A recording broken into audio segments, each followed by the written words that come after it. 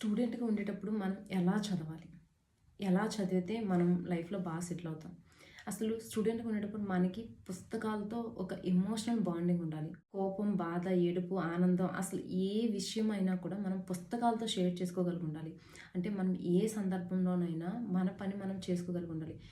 ఏంటి జీవితంలో చాలా సమస్యలకి సొల్యూషన్ ఏంటంటే మనం దేని గురించి ఆలోచించకుండా మన పని, మన బాధ్యత ఏదైతే ఉందో దాన్ని ఆ పనిని మనం చేసుకుంటూ పోవడం అనమాట. ఉదాహరణకి మన స్టూడెంట్‌గా ఉండేటప్పుడు మనకి పెద్ద పనేముంటది?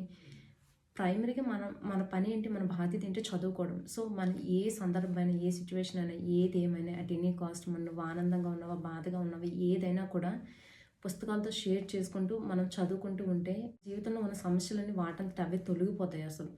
మనం కష్టంలో ఉన్నప్పుడు కూడా మనకు బాధొస్తది, ఏడుపొచ్చేస్తుంటది. అలాంటప్పుడు కూడా కళ్ళు తుడుచుకొని, పుస్తకం అందుకొని చదువుకుంటే, జీవితంలో ఒకరోజు మనం సెటిల్ అవుతాం కదా! అప్పుడు వెనక్కి తిరిగి చూసుకుంటే అనిపిస్తది. ఒక స్టేజ్‌లో నేను అలా చదవబట్టే ఈరోజు హ్యాపీగా ఉన్నాను కదా అని.